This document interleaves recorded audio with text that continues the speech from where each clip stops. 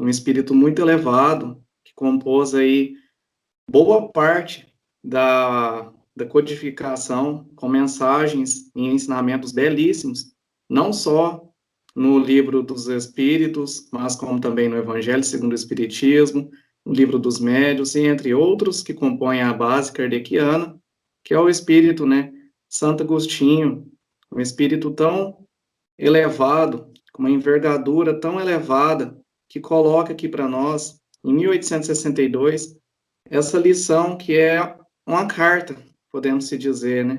É uma carta, um consolo muito grande, porque, primeiramente, antes de adentrar ao tema, né,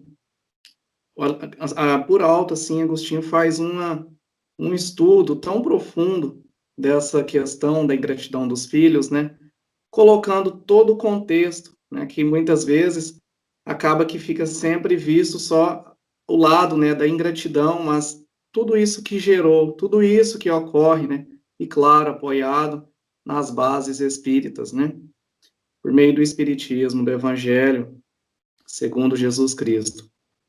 E então, antes de tudo, é bom ter essa ideia, né, é bom falarmos um pouquinho que é bem interessante entendermos, né, que são esses laços de família.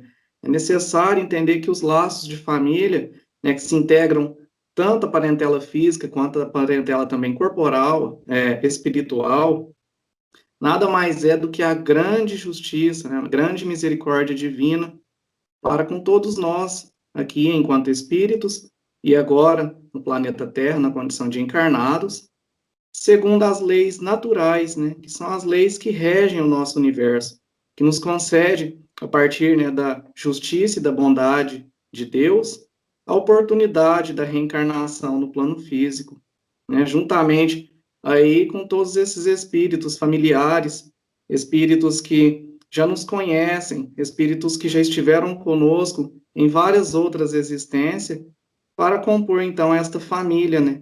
Mas que já sabemos que é uma grande família espiritual, né? Que esses laços já se estendem desde o mundo espiritual e aqui na Terra é uma oportunidade de continuar, né, a cativar esses laços e os torná-los mais fortes por meio da reencarnação, que vem então a chance, né, a oportunidade de recomeçarmos, de repararmos os nossos erros, né, os resquícios das outras existências, tudo aquilo que ficou ainda, né, travado ali, que está impedindo, servindo como uma barreira para a nossa evolução espiritual, e que por meio, né, dessa existência, por meio da encarnação, temos a oportunidade de passar essa barreira, né, de avançar um pouquinho mais adiante e alcançarmos, então, patamares mais altos na escala evolutiva, por meio do nosso aprimoramento, tanto espiritual quanto moral.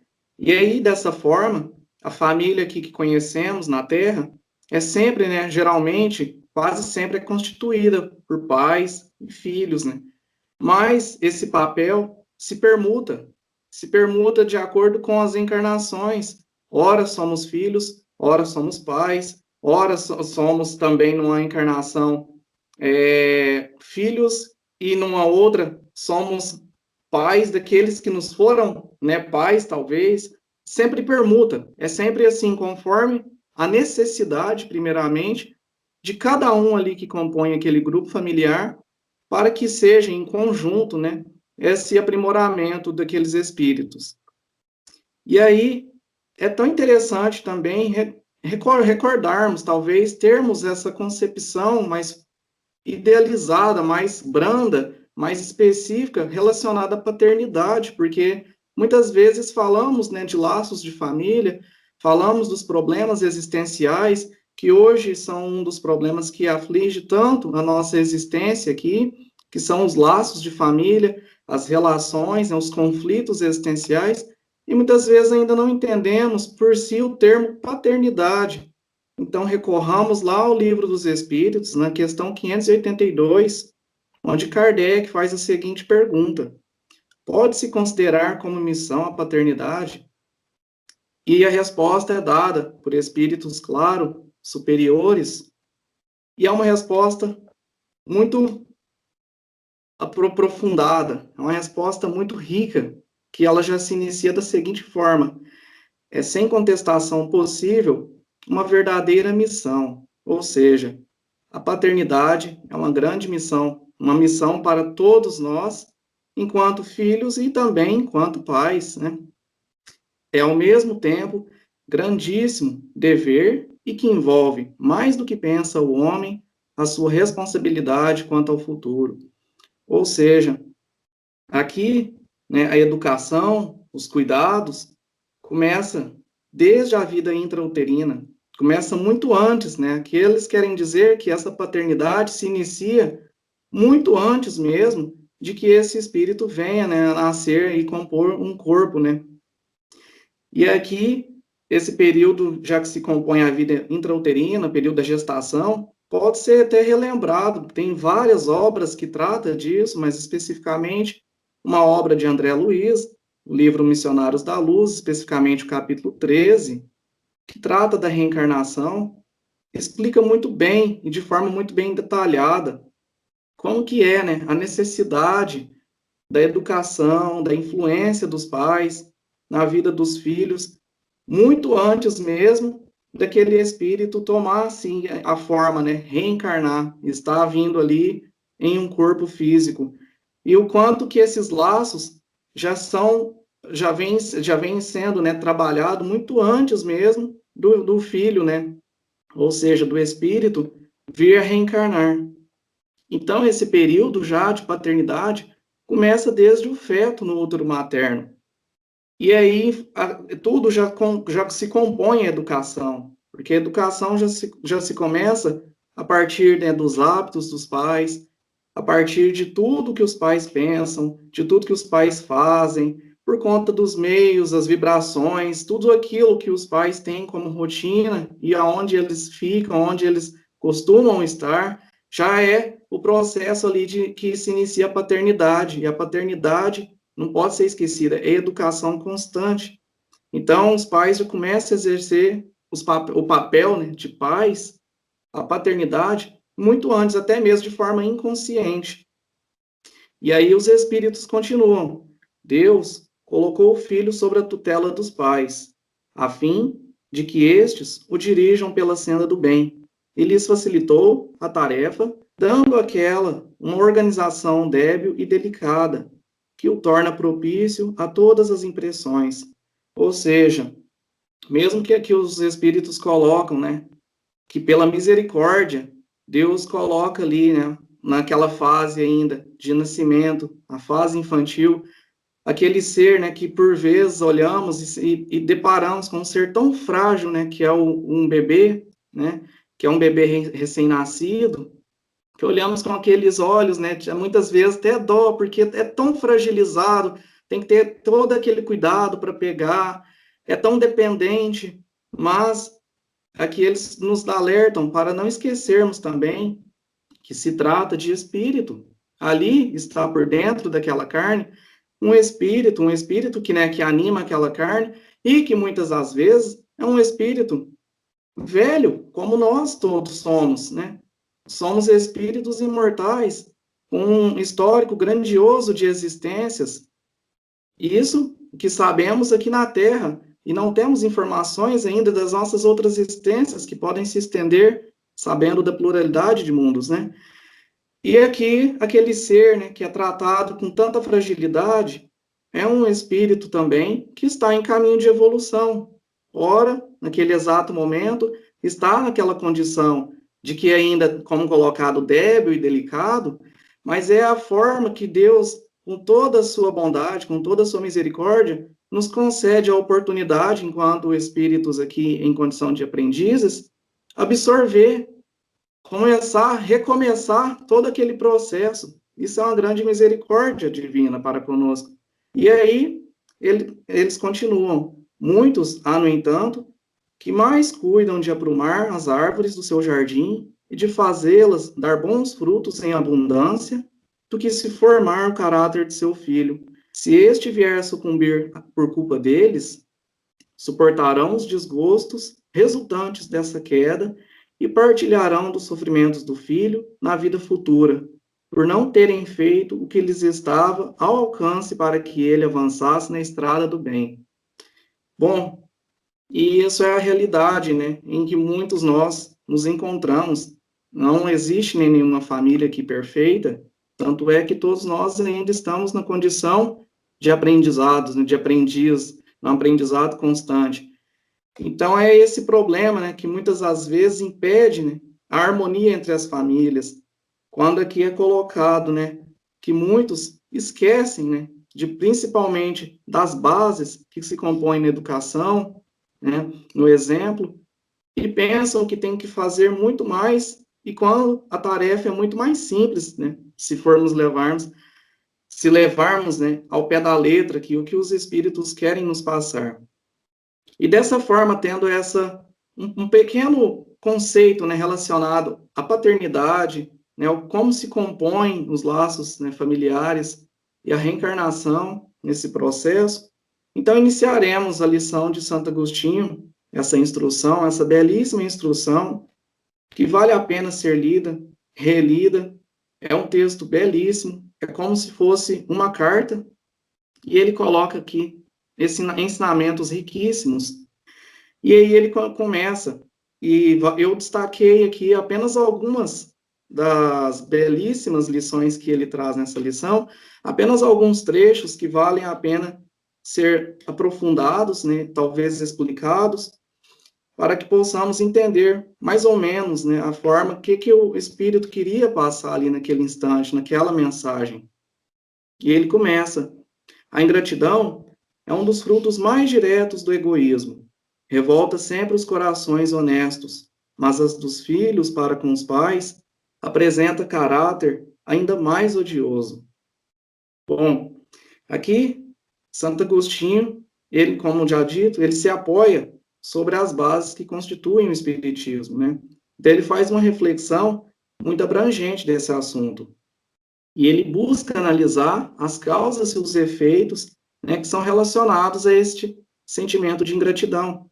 Porque quando se fala que a ingratidão é um dos frutos mais diretos do egoísmo, né, temos que saber como que é o processo, por que ela é tão assim, é tão ligada com o egoísmo, por que tem uma repercussão tão forte dentro de um berço familiar, né? E aí ele começa explicando sobre o processo de desencarne do espírito, né? Que o espírito, ao desencarnar, ele leva consigo todas as suas virtudes, assim também como as suas paixões, e de acordo, né, com a evolução, com o estágio em que se encontra a sua consciência, a sua moral, cada um tem um apego, né, mais ou menos relacionado a essas paixões, essas virtudes, de acordo com as coisas terrenas.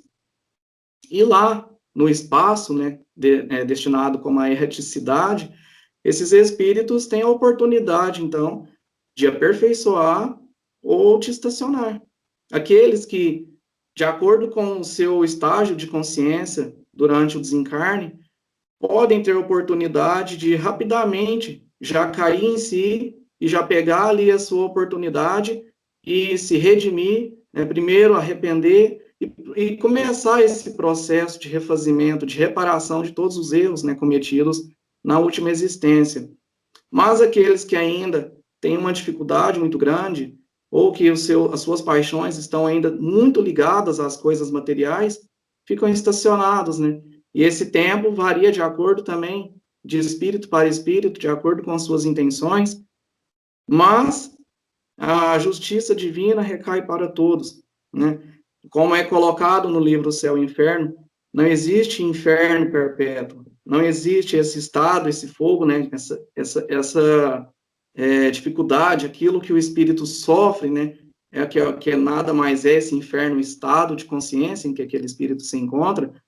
Uma hora acaba, uma hora precisa acabar, porque a evolução não para, né? O espírito evolui, e assim como tudo que vem de Deus evolui, uma hora isso vai cessar. E é a justiça divina que recai sobre todos.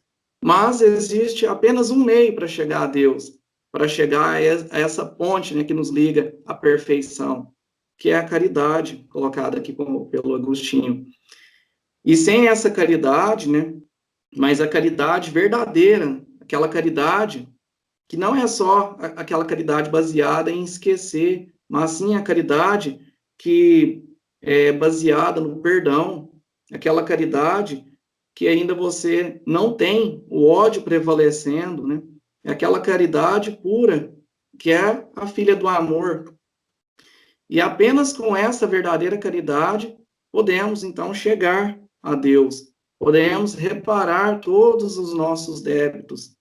E aí, dependendo do espírito, esse processo que dura anos, né, lá no mundo espiritual, antes entre uma encarnação para outra, é o processo, é o tempo, então, que quando ele cai em si, ele aceita e ele pede a Deus para que Deus lhe ampare. Então, vem a ajuda, vem o amparo espiritual e ali começa, então, primeiramente, o trabalho, que é muito esforço, muitas meditações, muitas preces, para que esse espírito comece, então, a ter a vontade de reparar e de olhar aqueles em que ele teve tantas dificuldades ou que tanto lhe machucaram como família, a reparar tudo isso. E então, é um processo bem árduo, exige esforço. E esse processo eles aprendem que o único meio de repará-lo é então reencarnar, é a encarnação na Terra.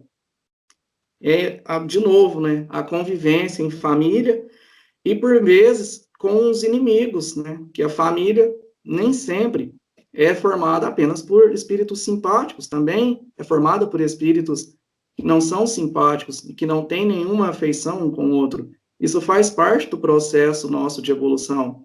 Não há evolução se todos se encontram no mesmo estágio, né? Se todos se encontram com a mesma forma de pensamento e com os mesmos gostos. Seria até mesmo sem graça, não haveria nenhum desafio, não haveria nenhum motivo que nos levasse a sair da nossa zona de conforto, a querer algo, né, a buscar, a ter objetivos e a trabalhar.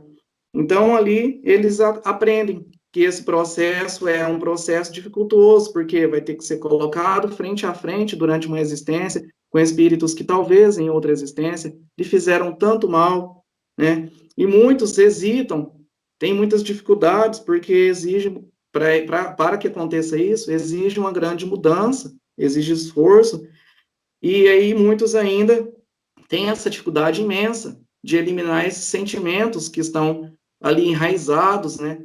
Colocando aquele que, dependendo do seu estado, com muita raiva, com muita vontade, com sede de vingança, mas não existe outra alternativa. E aí é necessário esse esforço interno, e após tanto tempo, vem então a condição, né? É concedido ao espírito a oportunidade de reencarnar, ou a nova oportunidade. E aí, com essa nova existência, quando eu falei do período ali em que os pais já começam a paternidade, muito antes do filho nascer, é esse processo em que ele já sabe que ele vai ter que reencarnar, ele já começa, desde o mundo espiritual, a ter contato com os pais, contato com os familiares, e aquele espírito tem muito medo. É um processo natural, todos nós, né? Temos muito medo, temos apreensão, porque sabemos que será difícil para todos nós essa existência com espíritos que muitas vezes ainda não aprendemos a amar. E aí, essa convivência íntima com pessoas com pessoas que se odiou em outra vida é uma prova muito difícil para o espírito que reencarna. E essa transformação de todos aqueles sentimentos que ele tem negativo em relação a um, para se tornar positivo, exige muito esforço, muito trabalho, muita perseverança. No mundo espiritual, aprendemos como se fosse uma prova, tudo aquilo que necessitamos, todas as matérias que compõem essa prova, vamos se dizer, todos os tópicos que devemos estudar, ao reencarnarmos, passamos pelo esquecimento, que também é uma grande misericórdia de Deus para todos nós, pois se não passássemos pelo estágio, né, do esquecimento, pelo esquecimento do passado, seria muito mais dificultoso esse trabalho, seria muito mais difícil eu perdoar aquele meu irmão, talvez, ou aquele meu pai consanguíneo, sabendo que ele foi talvez um meu algoz em uma outra existência, sabendo que um ou outro me fez tanto mal. Então, passando pela fase do esquecimento, toda aquela matéria, né? Tudo aquilo que aprendemos no mundo espiritual por muitos anos de trabalho, de esforço, como foi colocado, de meditações, preces, é esquecido. E aí é o grande mérito, né? Porque somos, estamos aqui na condição de encarnados e não lembramos, né, muitas vezes, de quase nada. Quando lembramos, são apenas alguns resquícios, né? Algo que ficou ainda, mas vamos dizer que quase 100% da nossa memória é apagada nesse momento, para que nós possamos aprender tudo novamente e tudo aquilo que necessitamos, né, trabalhar para a nossa evolução, trabalhar para que aquela missão seja feita, né, seja realizada com êxito. E aí, muitas vezes, como dito, essas lembranças que podem ser um pouco vagas, ou que apenas pela presença daquele espírito, pelas vibrações, pois sabemos que nós somos energia, vibramos, tem espíritos que têm já uma repulsa sem mesmo saber de nada.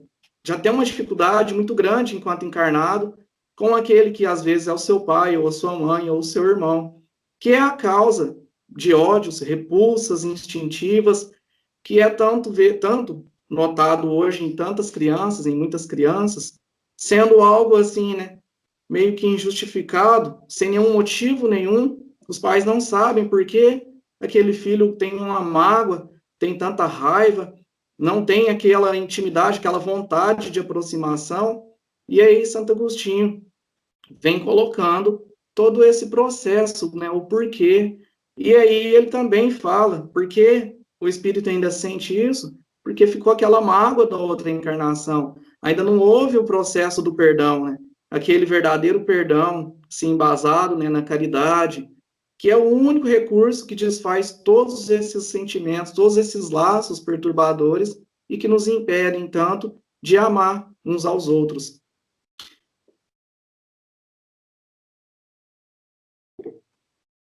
Aí, Santo Agostinho chama atenção para nós, todos nós que estamos inseridos no meio espírita, ou que dizemos ser espíritas, ele vem com a mensagem aqui diretamente a nós, quando ele dita, quando ele fala, ó espíritas, compreendei agora o grande papel da humanidade, compreendei que, quando produzes um corpo, a alma que nele encarna vem do espaço para progredir.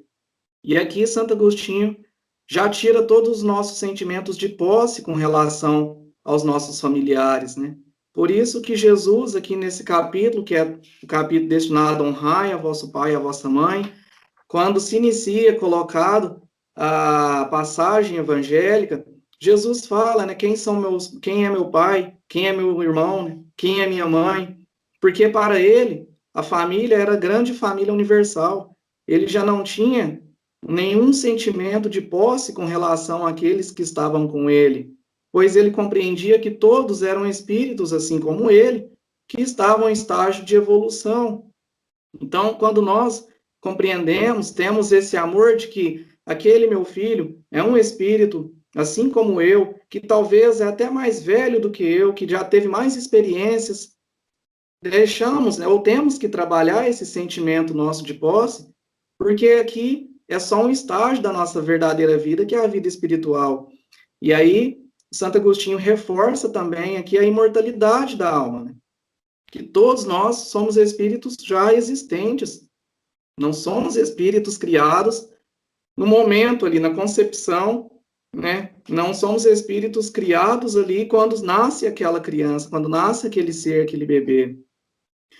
E aí ele continua: inteirai-vos dos vossos deveres e ponde todo o vosso amor em aproximar de Deus essa alma. Tal missão que vos está confiada e cuja recompensa recebereis se fielmente a cumprirdes. E aqui ele repete o que os espíritos já disseram a Kardec, né? Na questão que a gente acabou de ler, que é a questão 582. que a paternidade é uma verdadeira missão. E aqui Santo Agostinho, mais uma vez, coloca que é uma missão que está confiada, né, às mãos dos pais, e a recompensa é muito grande para aqueles que fielmente conseguem cumpri-la. E aí, desde a fase infantil, a criança, né, já manifesta instintos, talvez, bons ou maus, instintos que eles já trazem consigo de outras existências. Mas aos pais, como dito, a paternidade se inicia muito antes, né, talvez de sabermos que seremos pais. Aos pais cabem, né, o dever de estudar, de conhecer, né, nestas crianças ou nos filhos, as verdadeiras virtudes que cada um traz, assim também como os vícios, as dificuldades, as más tendências, né, ou os males que se originam do egoísmo e do orgulho. E é responsabilidade dos pais também combatê-los desde a fase infantil, cortar pela raiz, né, ainda enquanto há tempo, para que no futuro próximo eles não sofram com as consequências dessa falta de vigilância. Por isso, é colocado também pelos espíritos, né, nesta questão 582, que os espíritos nascem, né, naquela condição débil, delicada. É a fase infantil em que os pais têm que ter bastante cuidado, principalmente nessa fase, que é a fase que determina tudo que vai ser futuramente, ou tudo que virá futuramente daquele filho, se ele for bem educado ou não. Então, ali naquela condição débil, infantil, é a oportunidade, né, que os pais têm de implantarem, né, de colocarem as sementes que futuramente germinarão naquele filho, mesmo sendo um espírito que já traz consigo as suas más tendências, as suas dificuldades, né? Mas é um espírito que passou pela fase de esquecimento, ou seja, ele ainda tem propensão a aprender. Se ele receber a educação, se ele receber o exemplo, ele pode ser direcionado para um caminho melhor, para o caminho do bem. E aí, mas isso é um processo que exige muita dedicação também e cumprimento, principalmente do dever de papel dos pais. E quando os pais não cumprem, né, este dever, vem então a ingratidão.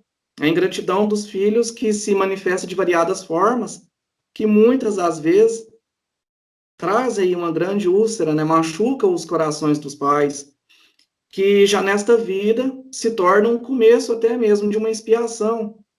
E muitos não compreendendo, mas porque também muitas das vezes nem conheceram os filhos durante esse processo, né?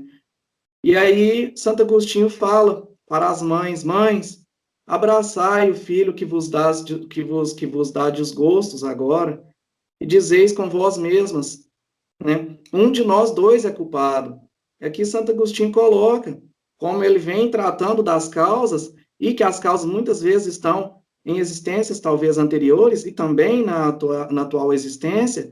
Um dos dois é culpado, né? Não existe apenas pais ou filhos que estão ali, né, que tem a parte mais dificultosa. Um dos dois, ou até mesmo os dois, são culpados. Sempre cada um tem a sua responsabilidade. E aí ele fala que essa tarefa da paternidade não é tão difícil quanto vos parece, quanto vos possa parecer.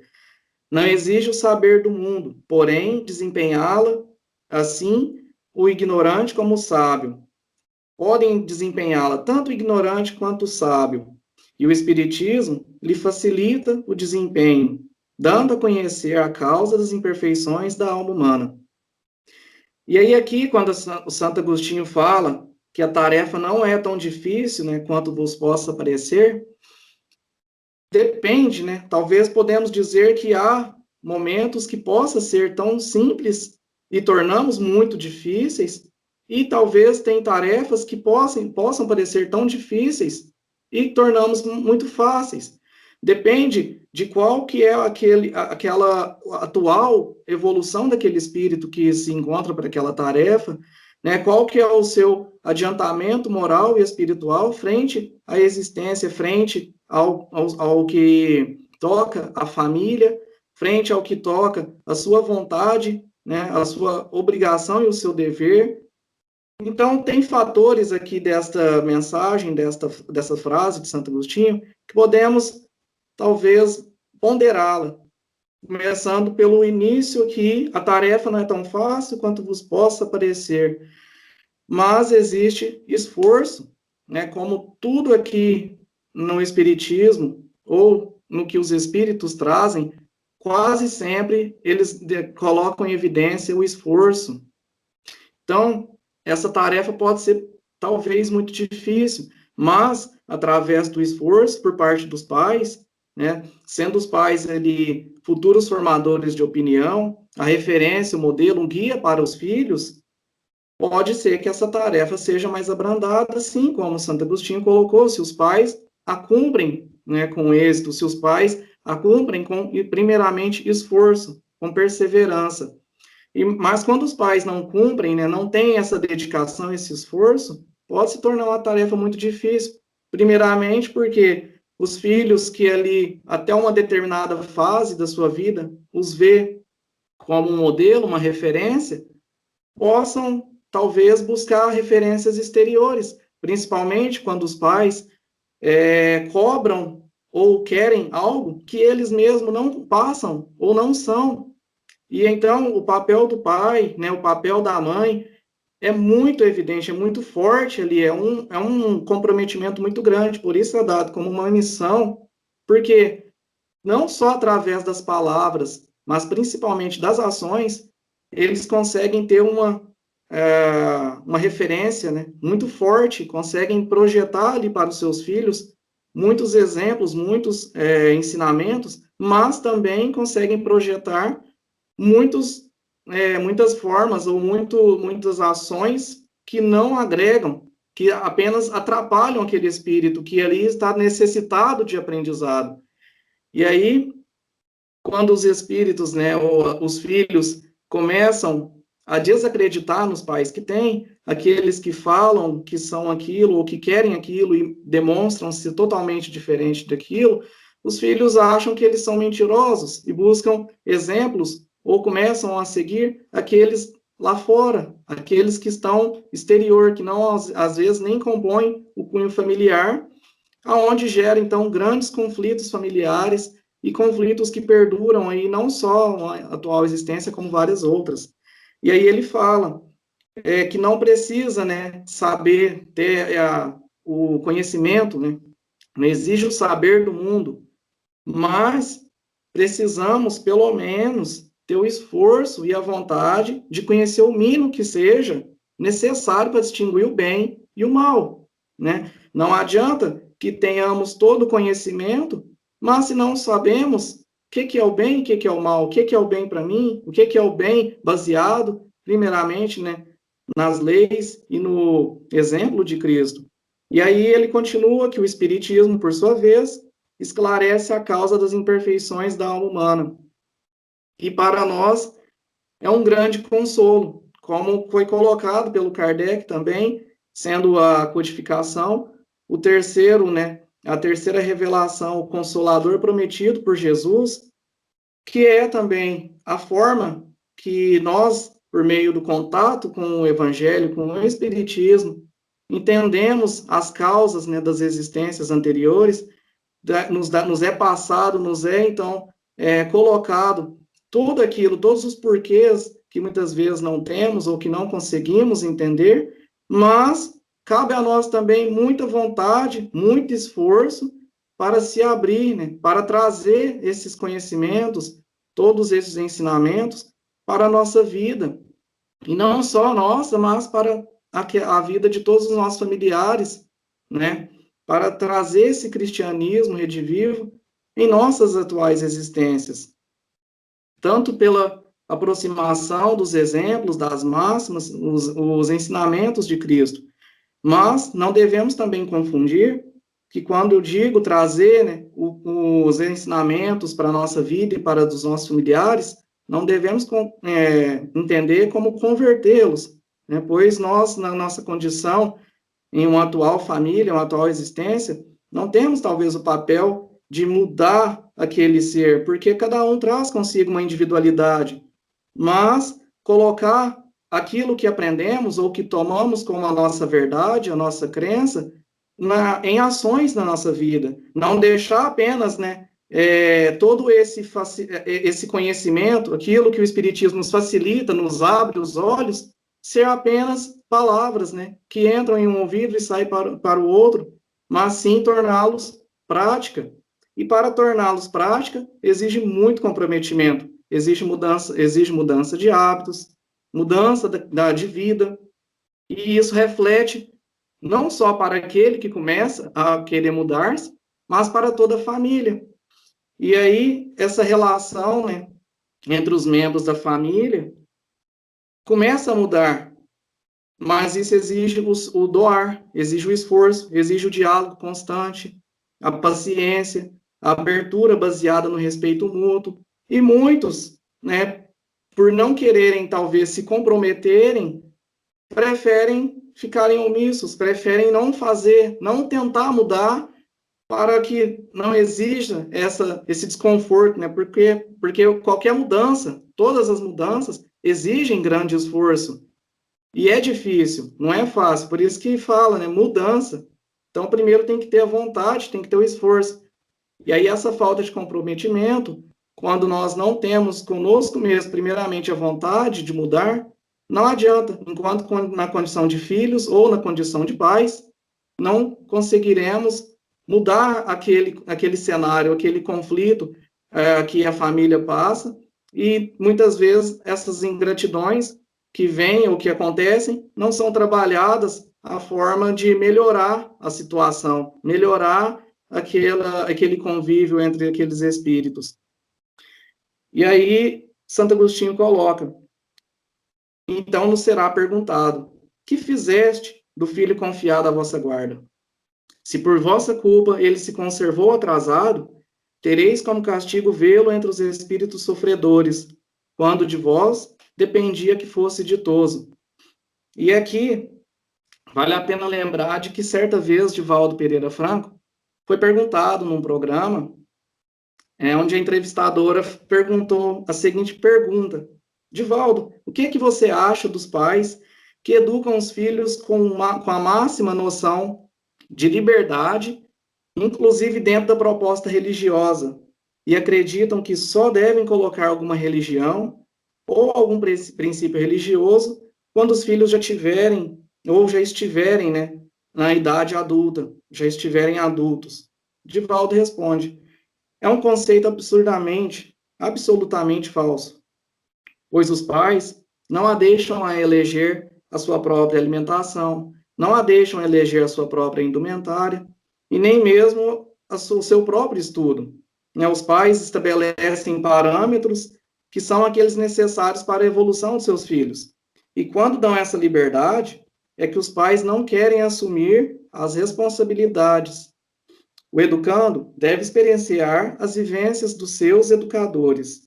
E a questão religiosa é fundamental.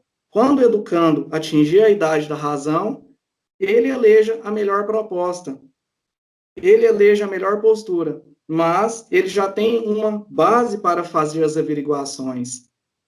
Como ele vai escolher no futuro se ele desconhece de tudo? Essa atitude cômoda e mórbida pelos pais é porque sua conduta religiosa é também deficiente.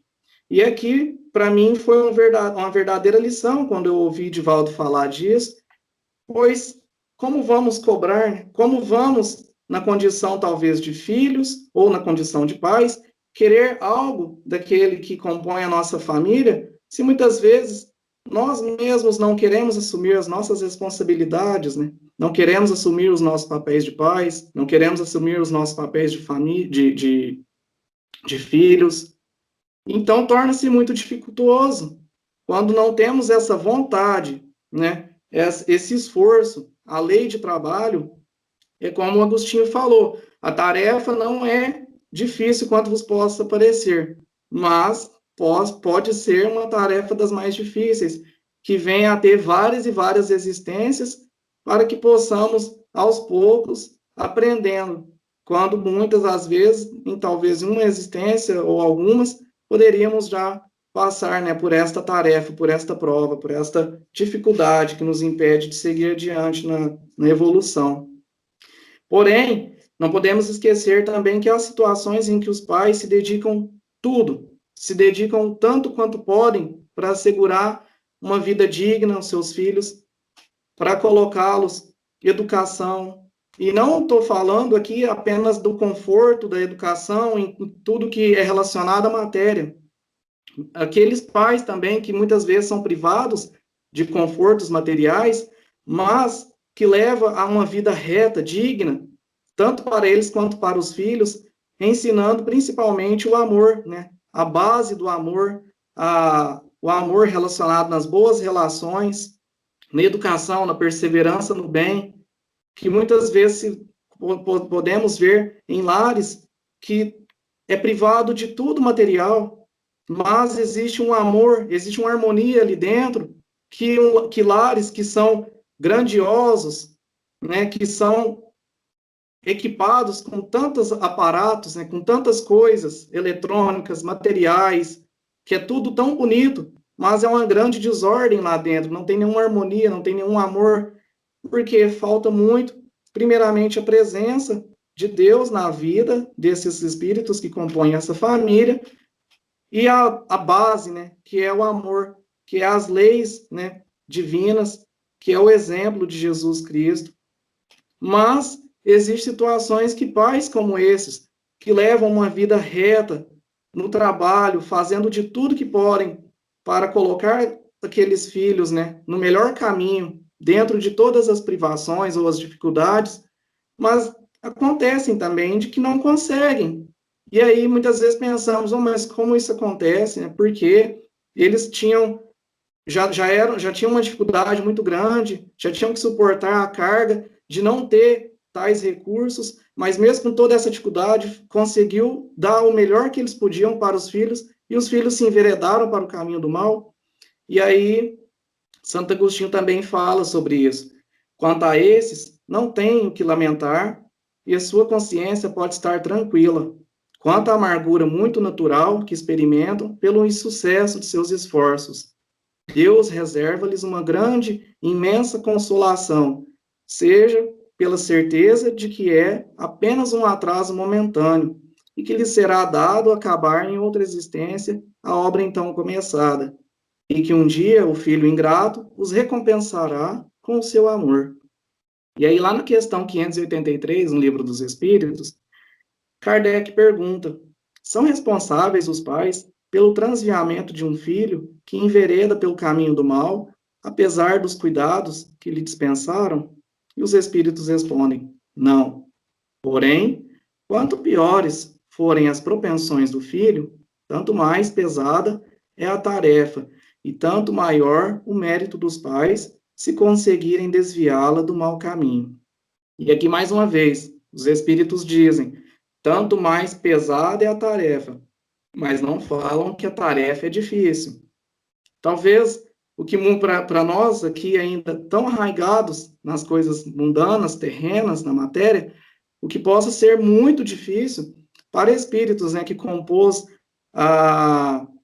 o evangelho, as obras, né, da codificação, possa ser apenas pedrinhas, né, coisas minúsculas, depende do ponto de vista em que nos encontramos, né, depende da nossa evolução. Então, para eles falam, tanto mais pesada é a tarefa, mas não é impossível e não difícil, mas exige esforço. E aí Kardec ainda complementa: se um filho se torna de bem, homem de bem, não obstante, ou seja, ainda de contra, com a negligência, os maus exemplos de seus pais, tiram estes daí algum proveito? E aí eles são simples e diretos: Deus é justo. E Deus é justo. Deus é justo incessantemente, porque Ele não dá provas superiores às nossas forças. Ele não dá aquilo que nós não conseguimos e que nós pedimos, que é colocado também que muitas das vezes tudo que passamos em nossas encarnações ou nossas reencarnações são nada mais aquilo que nós projetamos ou pedimos na espiritualidade, na erraticidade, né, enquanto naquele processo de arquitetar como será a nossa atual existência. Claro que isso varia de espírito para espírito. E ali é permitido, então, apenas, né, Deus permite apenas para nós suportar aquilo que nós conseguimos e que aprendemos com essas dificuldades, né, com estes fardos. E na justiça divina, não existe o sofrimento apenas pelo sofrimento, né? Não existe, não é que aqui, quando se fala, né, da terra, um mundo de provas, expiações, onde ainda predomina mais, né, o mal do que o bem, onde há muito sofrimento, mas não é à toa esse sofrimento. Né? Deus não nos criou para apenas estarmos aqui sofrendo.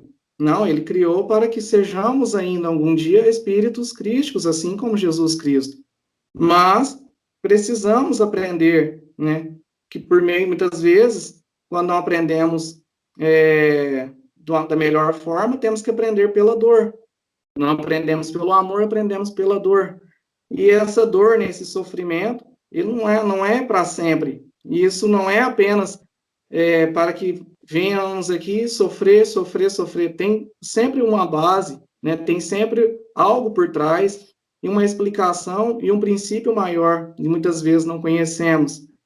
Mas sim os efeitos desagradáveis ou dolorosos do mal que fizeram, né? Para que possamos, então, através desse sofrimento, corrigir todas as imperfeições que deram origem a esse sofrimento. E se muitas vezes, diante dos sofrimentos, né, possamos ter a maturidade espiritual de ver, de suportar essa dificuldade, essa situação, esses sofrimentos, recebemos também incessantemente a ajuda, o auxílio dos nossos amigos espirituais, mas se não conseguimos, muitas vezes é por nossa própria falta de vontade, por nosso orgulho, nosso egoísmo, e também que pela facilidade, que é muitas vezes muito mais fácil, nos julgar, nos colocar na condição de vítimas, nos vitimizarmos e colocarmos, né, todas as dificuldades em que nos circundam como coisas para que, não vejo uma próxima existência, tendo hoje a compreensão de que nós somos espíritos e que temos a oportunidade de reencarnar. Então, hoje eu não faço isso, hoje eu não vou tentar fazer nada para melhorar isso. Na próxima existência eu faço. Mas e aí encontra-se o grande erro, né? Que onde Santo Agostinho endereçou esta mensagem, principalmente para os espíritas. Temos que aprender, temos que pegar essa oportunidade, que é agora, né? Porque o depois não sabemos. O depois pode ser muito mais dificultuoso, pode ser muito mais árduo o processo, e o trabalho pode ser que não seja da mesma forma, né? Essa atual existência nunca mais será dessa mesma forma para todos nós. O laço, né? As famílias em que nos encontramos hoje, possa ser que em uma determinada, numa futura existência, possa ser totalmente os papéis invertidos. Hoje possa ser que nós não seremos mais, talvez, filhos daqueles mesmos pais. Então, tudo muda, essa permuta muda, mas principalmente conforme a necessidade, né, de evolução de cada um. Então, que aproveitamos este momento, esta oportunidade e trabalhamos. E aqueles, né, que passam por essa situação da ingratidão, que procurem, por meio do Espiritismo aqui colocado, por meio do ensinamento, a refletir, a tentar entender, a buscar primeiro também se autoconhecer, porque muitas vezes a ingratidão parte de algum lado, mas temos que talvez termos essa percepção de conhecer as causas e trabalhá-las. E para encerrar, eu gostaria de ler uma mensagem que é uma carta destinada a um espírito por meio do livro Espírito da Verdade, que é um livro psicografado pelo Chico Xavier, e a lição nesta carta, intitulada como Carta, Meu Filho, que faz referência a esta lição de Santo Agostinho, o Espírito não assina a carta, ele coloca apenas um inicial, apenas J, e ele inicia dizendo, meu filho, Dito esta carta para que você saiba que estou vivo. Quando você me estendeu a taça envenenada que me liquidou a existência, não pensávamos nisso, nem você, nem eu. A ideia da morte vagueava longe de mim, porque esperava de suas mãos apenas o remédio anestesiante para a minha enxaqueca. Entendi tudo, porém, quando você, transtornado, cerrou subitamente a porta e exclamou com frieza: Morre, velho. As convulsões que me tomavam de improviso traumatizavam-me a cabeça. Era como se afiada navalha me cortasse as vísceras num braseiro de dor. Pude ainda, no entanto, reunir minhas forças em suprema ansiedade e contemplar você diante de meus olhos. Suas palavras ressoavam-me aos ouvidos. Morre, velho. Era tudo que você, alterado e irreconhecível, tinha agora a dizer. Entretanto, o amor em minha alma era o mesmo. Tornei à noite recuada quando o afaguei pela primeira vez. Sua mãezinha dormia, extenuada. Pequenino e tenro de encontro ao meu peito, sentia em você meu próprio coração a vagir nos braços. E as recordações desfilaram sucessivas.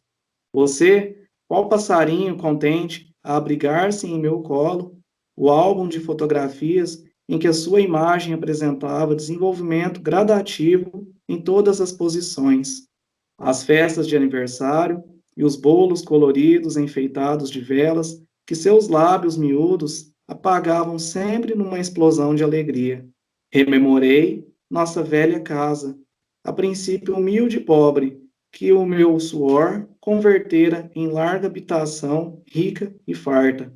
Agoniado, recordei incidentes, desde muito esquecidos, nos quais me observava, expulsando crianças ternas e maltrapilhas do grande jardim de inverno para que nosso lar fosse apenas seu.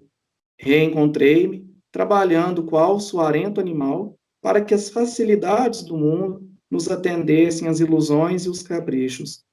Em todos os quadros, a se me reavivarem na lembrança, era você o grande soberano de nosso pequeno mundo. O passado continuou a desdobrar-se dentro de mim. Revisei nossa luta para que os livros lhe modificassem a mente, o baldado esforço para que a mocidade se lhe erigisse em alicerce nobre ao futuro. De volta às antigas preocupações que me assaltavam, anotei-lhe de novo as extravagâncias contínuas, os aperitivos, os bailes, os prazeres, as companhias desaconselháveis, a rebeldia constante e o carro de luxo com que o presenteei num momento infeliz. Filho do meu coração, tudo isso revi. Dera-lhe todo o dinheiro para que conseguira juntar, mas você desejava o resto. Nas vascas da morte, viu ainda mãos ansiosas arrebatando-me o chaveiro para surrupiar as últimas joias de sua mãe. Vi perfeitamente quando você empalmou o dinheiro que se mantinha fora de nossa conta bancária, e porque não podia odiá-lo, orei, talvez com fervor e sinceridade, pela primeira vez, rogando a Deus nos abençoasse e compreendendo tardiamente que a verdadeira felicidade de nossos filhos reside, antes de tudo, no trabalho e na educação com que lhes venhamos a honrar na vida. Não dito esta carta para acusá-lo, nem de leve me passou pelo pensamento o propósito de anunciar-lhe o nome. Você continua sangue de meu sangue, coração de meu coração. Muitas vezes, ouvi dizer que há filhos criminosos, mas entendo hoje que, na maioria das circunstâncias, há junto deles pais delinquentes por acreditarem muito mais na força do cofre que na riqueza do espírito, afogando-os desde cedo na sombra da preguiça e no vício da ingratidão. Não venho falar assim unicamente a você, porque seu erro é o meu erro igualmente. Falo também a outros pais, companheiros meus de perseverança, de esperança, para que se precatem contra o demônio do ouro desnecessário, desculpe. Porque todo ouro desnecessário, quando não busca o conselho da caridade, é tentação à loucura. Há quem diga que somente as mães sabem amar, e realmente o regaço materno é uma bênção do paraíso. Entretanto, meu filho, os pais também amam, e por amar imensamente a você, dirijo-lhe a presente mensagem, afirmando-lhe estar em prece para que a nossa falta encontre socorro e tolerância nos tribunais da justiça divina, aos quais rogo me concedam algum dia a felicidade de tê-lo novamente ao meu lado, por retrato vivo de meu carinho. Então, nós dois juntos, de passo acertado, no trabalho e no bem, aprenderemos, enfim, como servir ao mundo, servindo a Deus. Então, aqui eu encerro. Muito obrigado. Um bom domingo a todos.